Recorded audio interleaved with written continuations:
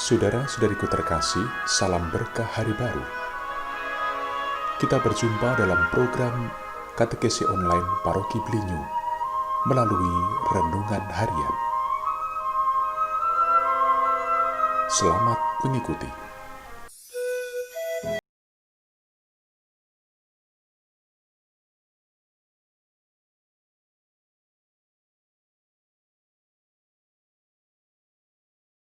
Pewartaan Sabda Tuhan dikutip dari Injil Matius pasal 14 ayat 22 sampai 36. Sekali peristiwa, setelah mengenyangkan orang banyak dengan roti, Yesus segera memerintahkan murid-muridnya naik ke perahu dan mendahuluinya ke seberang. Sementara itu, ia menyuruh orang banyak pulang. Dan setelah orang banyak itu disuruhnya pulang, Yesus naik ke atas bukit untuk berdoa seorang diri. Ketika hari sudah malam, ia sendirian di situ. Perahu murid-muridnya sudah beberapa mil jauhnya dari pantai dan diombang-ambingkan gelombang karena angin sakal. Kira-kira jam 3 malam, datanglah Yesus kepada mereka berjalan di atas air. Ketika murid-muridnya melihat dia berjalan di atas air, mereka terkejut dan berseru, "Itu hantu!" Lalu berteriak-teriak karena takut. Tetapi segera Yesus berkata kepada mereka, "Tenanglah, aku ini, jangan takut." Lalu Petrus berseru dan menjawab dia, "Tuhan, apabila Engkau itu, suruhlah aku datang kepadamu berjalan di atas air." Kata Yesus, "Datanglah." Maka Petrus turun dari perahu dan berjalan di atas air mendapatkan Yesus. Tetapi ketika dirasanya tiupan angin, takutlah ia dan mulai tenggelam lalu berteriak, "Tuhan, tolonglah aku." Segera Yesus mengulurkan tangannya, memegang dia dan berkata, "Hai orang yang kurang percaya, mengapa engkau bimbang?" Lalu mereka naik ke perahu dan angin pun redalah. Dan orang-orang yang ada di perahu menyembah dia, katanya, "Sesungguhnya engkau anak Allah." Setibanya di seberang, mereka mendarat di Genesaret. Ketika Yesus dikenali oleh orang-orang di tempat itu, mereka memberitahukannya ke seluruh daerah itu. Maka semua orang yang sakit dibawa kepadanya. Mereka memohon supaya diperkenankan menjamah jubahnya, dan semua orang yang menjamahnya menjadi sembuh.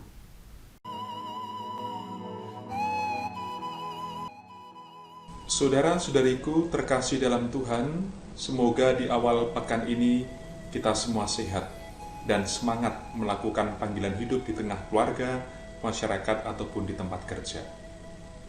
Saudara-saudari yang berbahagia, saya yakin ada di antara kita pernah mengalami hal yang lucu, tapi juga bikin galau. Khususnya para ibu, kaum wanita. Barangkali pernah di suatu saat Anda pergi ke pertokoan atau mall, maksud hati untuk sekedar refreshing, tetapi apa dikata, ternyata di sepanjang toko atau mall yang Anda lewati sedang ada diskon besar-besaran untuk segala merek pakaian impor. Betapa tidak bikin salah tingkah karena hari itu dompet benar-benar lagi tipis, moloi, benar-benar kering. Lalu pelampiasannya tidak mungkin marah dengan pemilik stand. Paling-paling ya window shopping, mosyongkon. Lebih jengkelnya di setiap sudut penjaga stand menawarkan pakaian yang cocok benar dengan selera kita. Jawabannya, "Maaf, warnaku nggak pas. Maaf, modelnya kurang cocok. Maaf, saya agak buru-buru," dan lain sebagainya alasan menutupi rasa malu, dan begitulah yang terjadi. Hari ini, kita akan jalan-jalan bersama penulis Injil Matius ke dunia kitab suci. Di sana banyak sekali hal indah dalam kata dan kalimat. Gratis lagi. Tetapi kita hanya akan fokus ke beberapa kata kunci dalam teks Matius 14 ayat 22 sampai 36. Maka ada baiknya lebih dulu kita beri judul acara jalan-jalan kita ini, yaitu maju dalam kepastian iman. Mari kita mulai perjalanan kita. Kalimat atau kata kunci pertama yang kita pilih adalah segera menyuruh di ayat 22. Dalam teks asli dipakai ungkapan mendesak. Yesus mendesak. Menariknya dalam seluruh Injil Markus, kata ini hanya muncul di ayat ini. Kalau dihubungkan dengan Yohanes 6 ayat 5, tindakan mendesak para murid segera pergi, tujuannya supaya tidak terpengaruh oleh banyak orang yang ingin mengangkat Yesus menjadi raja. Sebab mereka menganggap mukjizat penggandaan roti itu tanda zaman mesianis. Kata atau kalimat yang kedua adalah naik perahu di ayat 22, 24, dan 33. Lalu juga kalimat diombang-ambingkan angin sakal di ayat 24. Dalam Injil Matius, perahu menyimbolkan gereja, sedangkan para murid di dalamnya mewakili semua orang beriman atau anggota gereja.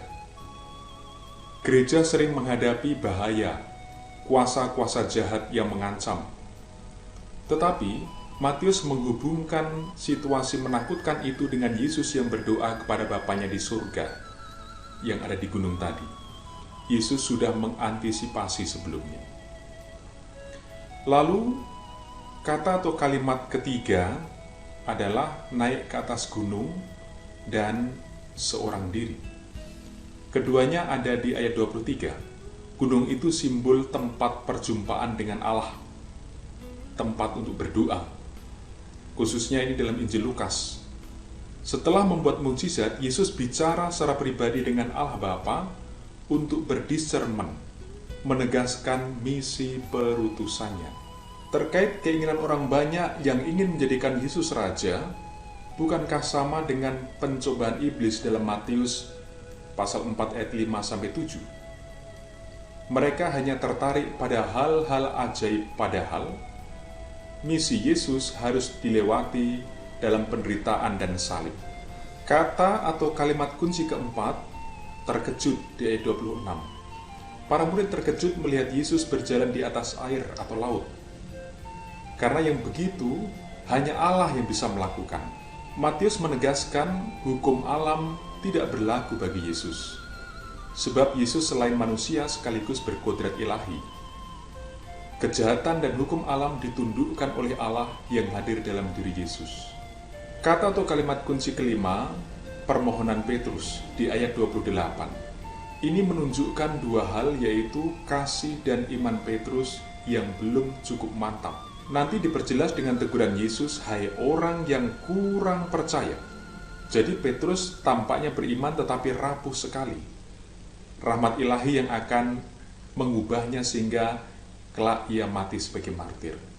Kata kalimat kunci yang keenam, Yesus mengulurkan tangan di ayat 31. Ini gambaran tindakan Yesus yang selalu siap menolong, sedangkan manusia selalu tergantung padanya lewat iman dan kasih. Dan yang ketujuh, ungkapan sungguh engkau anak Allah di ayat 33. Dalam Injil Matius, inilah pengakuan iman pertama tentang keputra ilahian Yesus. Nantinya akan dipertegas di Matius 16 ayat 16, yaitu pengakuan siapakah Yesus menurut Petrus. Nah, dari keindahan kata atau kalimat kunci tadi bisa direfleksikan begini. Gereja selalu mengalami iman di tengah ancaman. Malam, simbol kuasa kegelapan, angin sakal, simbol kekuatan jahat. Ini bukan hanya saat penindasan, tetapi di sepanjang zaman. Sementara itu, ketika kita menjumpai Tuhan pun, entah lewat doa, ibadah, misa, sangat jarang melakukannya dengan iman yang definitif, yang seutuhnya dan pasti.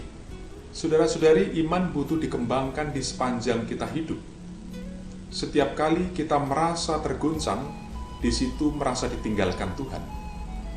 Iman kita hanya bisa bertumbuh dengan benar kalau kita percaya sepenuhnya bahwa Kristuslah satu-satunya yang bisa selamatkan kita dari bahaya dan ancaman.